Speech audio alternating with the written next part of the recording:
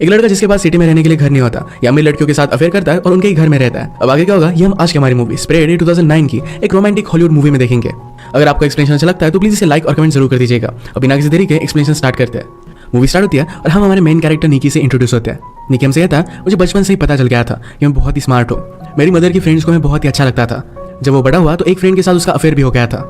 उसने हमेशा से इमेजिन किया था कि वो बड़ी सिटी में रहेगा, उसकी बहुत सारी गर्लफ्रेंड होगी, और वो हमसे कहता है ये सच भी हुआ है। इस बात में थोड़ा सा ट्विस्ट था।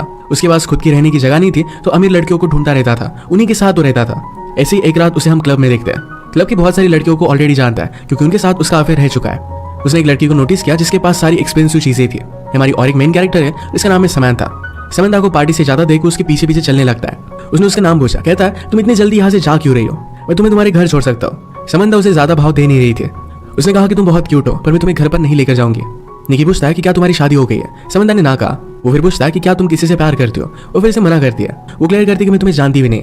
ये बात सुनने के बाद निकी उसके पास आ गया। ये दोनों एक दूसरे को किस करते हैं। निकी फिर उसके साथ उसके घर पर आ जाता है। वो हमसे कहता है कि लड़कियों के सामने तुम बहुत ही स्टूपिड सी चीजें करो तो उन्हें सेफ लगेगा। उसके पास लड़कियों को हैंडल करने के इस तरीके के बहुत सारे रूल्स थे। इसमें वो सक्सेस होता है और आज रात दोनों इंटीमेट हो गए। सुबह होने पर समंथा निकी को उठाने की कोशिश करती है पर निकी उठता नहीं। ये भी उसकी एक ट्रिक थी ताकि वो यहाँ पर रह सके। उसने सिर्फ उसे थोड़ी सी स्माइल दी। समंथा अपना कार्ड छोड़कर गई थी तो उसने उसके लिए फूल मंगवाए।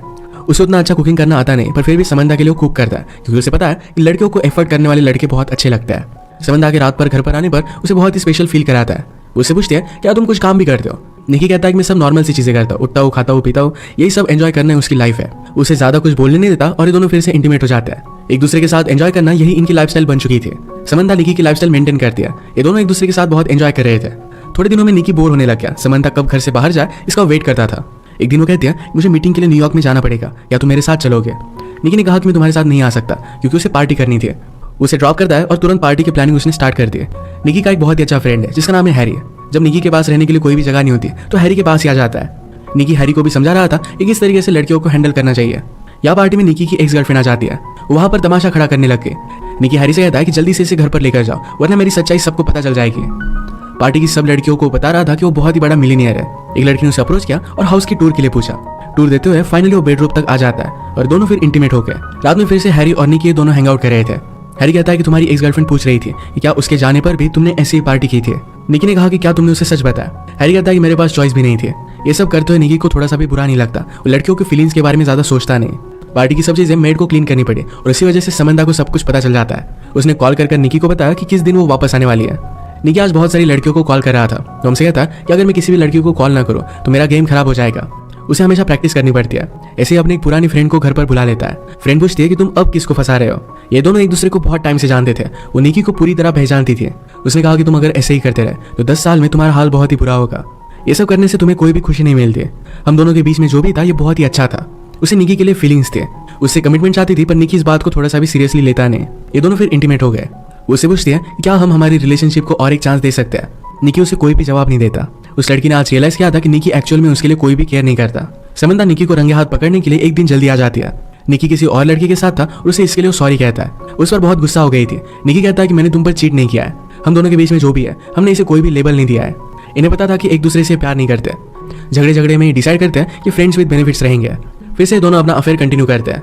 एक दिन एक कैफे में निकी को एक लड़की पसंद आई जिसका नाम था हेदर। उससे वो बात करने की कोशिश करता है पर हेदर उसके हाथ में नहीं आती।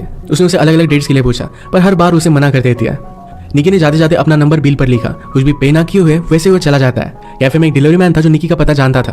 तो अगली सीन में हेदर डायरेक्टली उसका पता निकाल कर घर पर आ जाती है। उसने कहा कि तुम अपने आप को समझते क्या हो, मेरे पैसे वापस करो। गुस्से में पैसे लेकर वो चली जाती है। नेक्स्ट सीन में समंथा ने निकी के पास आने की कोशिश की पर उसे ज्यादा रिस्पॉन्स नहीं देता। अगले दिन निकी अपने फ्रेंड को हेदर के कैफे में लेकर आया ताकि उसे हेल्प कर सके। निकी ऐसा दिखाने की कोशिश कर रहा था कि वो बहुत इंपॉर्टेंट है। उसे बहुत सारे मीटिंग से कॉल आते हैं। उसका फेक कॉल भी बजने लग जाता है।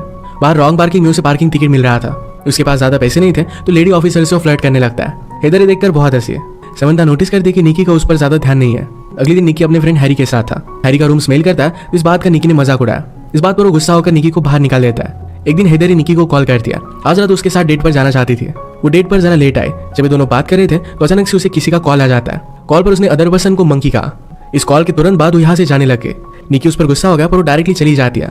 एक दिन समंथा निकी से पूछती कि क्या तुम्हारा किसी के साथ अफेयर चल रहा है। वो इसके लिए उसे मना करता है। समंथा ने कहा कि मुझे हॉस्पिटल छोड़ दो। वो हॉस्पिटल क्यों जा रही थी ये उसे नहीं बताती है। आजाद हेदर ने फिर से निकी को कॉल किया। उसे पूछती है कि क्या तुम अकेले हो। इसके तुरंत बाद वो डायरेक्टली उसके स्विमिंग पूल में थी। निकी ने कहा कि तुमने उस दिन बहुत ही अजीब किया था और ये मंकी कौन है। हेदर ने कहा कि मैं मेरे छोटे ब्रदर को मंकी बुलाती हूँ, वो एबनॉर्मल है तो उसी की केयर लेने के लिए मैं गई हुई थी। ये बात कहकर हेदर रोने लगे। निकी को उसके लिए बुरा लगता है। उसके बाद ये दोनों इंटीमेट हो जाते हैं, एक दूसरे के बारे में बहुत सारी चीजें जान लेते हैं। सुबह होने पर स्ट्रीट की क्लीनिंग चल रही थी। हेदर सोई हुई थी तो उसकी गाड़ी निकी को मूव करनी पड़ती है। निकी ने रियलाइज किया कि हेदर के पास बहुत ही एक्सपेंसिव कार है। जो भी कल रात उसने निकी से कहा था ये सब कुछ झूठ था। जिस तरीके से निकी लड़कियों को फंसाता है उसी तरीके से हेदर रिच आदमियों को फंसाती है। ये सब कुछ निकी समझ गया, उसे घर से निकाल देता है। 2 दिनों के बाद समंथा हॉस्पिटल से वापस आई। उसने अपने प्राइवेट पार्ट की सर्जरी की थी। उसे रेस्ट की जरूरत थी तो रात में निकी क्लब पे चला गया। रात भर वो किसी और लड़की के साथ था तो इस वजह से समंथा बहुत ही ज्यादा गुस्सा हो जाती है। निकी भी उससे बहुत ही परेशान हो गया था। वो कहता है अब हम दोनों एक साथ नहीं रह सकते। समंथा का गुस्सा शांत होने के बाद निकी ने कहा तुम्हें भी और कोई मिल जाएगा। उसे पूछती कि अब तुम कहाँ जाओगे। निकी को कुछ भी पता नहीं था। उसे तुरंत एक लड़की का कॉल आ जाता है तो समंथा इस पर गुस्सा हो गई। निकी का फोन लेकर वो पानी में डाल देती है। अब वो किसी के पास भी नहीं जा सकता, उसे स्ट्रीट पर ही रहना पड़ता है। रात में वो फिर से अपनी ओल्ड फ्रेंड के पास आता है। अब वो उससे कहने लग गया था कि तुम मुझे बहुत ही अच्छी लगती हो। इस बात पर वो थोड़ा सा भी बिलीव नहीं करती। उसने कहा कि तुम अगर एक्चुअली मेरे बारे में केयर करते तो मेरी लाइफ में चल क्या रहा है इसके बारे में पूछते। वैसे भी वो किसी और के साथ अब रिलेशनशिप में थी तो निकी के साथ नहीं रह सकती। निकी फिर अपने फ्रेंड हैरी से मिलने के लिए क्लब में आया। हैरी अपने और एक दूसरे फ्रेंड के साथ था। क्लब में काम करने वाली लड़कियों के साथ वो फ्रेंड बहुत ही बदतमीजी से पेश आता है। इस बात से निकी का उससे झगड़ा हो गया और वो बाहर आ गया। हैरी ने कहा कि तुम ये कर क्या रहे हो। निकी ने कहा कि इस तरीके से बिहेवियर अच्छा नहीं होता। हैरी कहता है कि तुम भी एक्चुअल में लड़कियों की फीलिंग्स के बारे में कुछ भी नहीं जानते। मैं मेरी सिस्टर को तुम्हारे पास आने भी ना दूं। निकी उसकी सिस्टर को लेकर एक गंदी बात करता है। इस वजह से हैरी और निकी में भी फाइट हो गई। अब वो उसके साथ भी नहीं रह सकता। उसने और एक क्लब में जाने का ट्राई किया पर एक प्राइवेट पार्टी थी तो इस वजह से वो जा नहीं पाता। रात में वो अपनी मदर को कॉल करता है। इस सिटी में आने के बाद वो अपने घर पर गया ही नहीं था। मदर पूछती कि क्या वहां पर तुम कुछ काम कर रहे हो। निकी इसका जवाब नहीं देता तो उस वजह से मदर भी उस पर गुस्सा थी। एक दिन वो एक होटल पर जाकर वहां की ग्रीस लेडी के साथ फ्लर्ट करता है। ये सब करते हुए हेदर ने उसे देख लिया। उसके पास आई तो निकी ने जो भी उसके साथ किया था इसके लिए उसे सॉरी कहता है। हेदर कहती कि मुझे तुम्हारी सिचुएशन के बारे में पता है, हम दोनों एक जैसे ही है। निकी के पास खाना खाने के भी पैसे नहीं थे तो फिर हेदर उसे अपने घर पर लेकर गई। उसके प्रीवियस बॉयफ्रेंड के साथ उसका भी ब्रेकअप हो गया था। आज वो कुछ कॉल्स लगाती है तो रात में उसकी डेट फिक्स थी। डेट से वापस आने के बाद उसने निकी के साथ टाइम स्पेंड किया। हेदर को अपनी एक फ्रेंड का कॉल आता है कि एक बहुत ही रिच मिलियनियर है और उसका अभी भी ब्रेकअप हुआ है, तुम जाकर वहां पर ट्राई कर सकते हो। हेदर फिर निकी को भी उस पार्टी में लेकर जाती है। उस मिलियनियर को पटाने के लिए निकी हेदर को हेल्प करता है। उसे हंसने के लिए कहता है, उसके साथ डांस करने के लिए कहता है। मिलियनियर की नजर हेदर पर पड़ी और फिर ये दोनों बात करने लग गए थे। पार्टी के बाद निकी कहता है कि तुम उसे जितने भी पैसे लोगे उसका मुझे कुछ कट चाहिए। हेदर उसे साफ साफ मना कर देती है।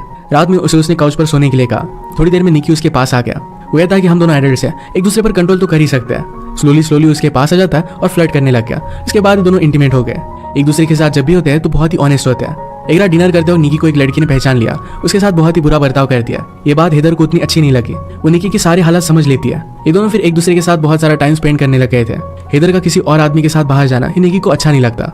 एक दिन हेदर को अपने एक बॉयफ्रेंड से इन्वॉल्व मिला जिसमें उसे शादी के लिए पूछा गया था। इसके बारे में वो निकी से कहती है। उसने कहा कि मैंने अभी अभी उससे ब्रेकअप किया है। निकी इस बात से सरप्राइज था क्योंकि इस बॉयफ्रेंड के बारे में उसे कुछ भी पता नहीं था। वो कहती कि वो बहुत ही ज्यादा अमीर है। निकी पूछता है तुमने फिर उससे ब्रेकअप क्यों किया। समंथा ने कहा क्योंकि मैं तुमसे बहुत ही प्यार करती हूँ। अब इस सिचुएशन में क्या किया जाए, इसका निकी के पास कोई भी प्लान नहीं था तो यहाँ से वो चला जाता है। घर आने के बाद उसे पता चला कि समंथा न्यूयॉर्क जा रही है। उसे रोकने की कोशिश करता है पर वो जा चुकी थी। अगले दिन ग्रोसरी लेते हुए उसे अपनी एक फ्रेंड मिली जो बहुत ही ड्रंक थी। उसे इस हालत में ड्राइव करने नहीं दे सकता था तो उसे घर छोड़ने के लिए आ जाता है। इसी मोमेंट पर उसे समंथा का कॉल आया। वो कहता है कि प्लीज घर पर वापस आ जाओ, मैं कुछ जॉब्स वगैरह कर लूंगा और हम कुछ ना कुछ तो फिगर आउट कर ही लेंगे। समंथा ने उस लड़की की आवाज फोन पर सुनी और वो गुस्से में फोन रख देती है। निकी को कुछ भी समझ में नहीं आ रहा था कि अब उसे करना क्या चाहिए। उसने हेदर की रूममेट से बात की। उसे एडवाइस करती है कि अब तुम्हें कमिटमेंट दिखानी चाहिए, तुम उसके लिए रिंग वगैरह लेकर जाओ, शादी के लिए उसे प्रपोज करो। निकी को भी आइडिया बहुत ही अच्छा लगता है। वो अपने फ्रेंड हैरी की मदद लेकर एक रिंग बाय करता है। न्यूयॉर्क पहुंचने पर वो देखता है कि हेदर अब एक बहुत ही बड़े हाउस में रह रही थी। उसने उसे समझाया कि ये जो सब चीजें तुम कर रही हो इसमें से कोई भी रियल नहीं है, तुम उसके साथ कुछ रह नहीं पाओगी। समंथा कहती है कि हमारे पास कुछ भी पैसे नहीं है, तुम सिर्फ वादे करते हो और उसके बाद तुम कुछ एक्शन नहीं लेते। इसी बात से वो बहुत ही ज्यादा डरती है। उसने उसे यह भी बताया कि अब मेरी शादी हो गई है। निकी कहता है कि तुम उसे डिवोर्स ले सकती हो। समंथा ने उसे क्लियर किया कि ये सब चीजें वो खुद चाहती है, उसे डिवोर्स नहीं ले सकती है। उसका हस्बैंड घर आता है तो समंथा ने कहा कि इस डिलीवरी बॉय को उसकी टिप दे दो। इस सब से निकी का हार्ट ब्रेक हो गया। वो अब डिसाइड करता है कि ऑनेस्टी से अपनी जिंदगी बिताएगा। एक्चुअल में डिलीवरी बॉय का काम उसने ले लिया था। एक दिन वो समंथा के घर पर भी डिलीवरी देने के लिए आया। एक दूसरे को ख्याल रखने के लिए कहता है। निकी हमसे कहता है इस सिटी में सबने लेकर मेरे जैसे बहुत सारे लड़के आते रहते हैं। कुछ दिनों के बाद वो वापस चले जाते हैं पर मैं यहाँ से जाने वाला नहीं। यहाँ रहकर वो ऑनेस्टली फाइट करेगा। रियल प्यार को ढूंढने के लिए होपफुल था और इसी के साथ ही मूवी एंड होती है। फाइनली वो सुधर चुका था। अगर आपको एक्सप्लेनेशन अच्छा लगा तो प्लीज इसे लाइक और कमेंट जरूर कर दीजिएगा। बहुत सारी मूवीज लेकर आते रहता हूँ तो प्लीज चैनल को सब्सक्राइब कर दीजिए और बेल नोटिफिकेशन आइकन दबाना मत भूलिएगा। हम फिर से मिलेंगे और एक नए मूवी के साथ। तब तक के लिए थैंक यू और आप अपने आप का ख्याल रखिए।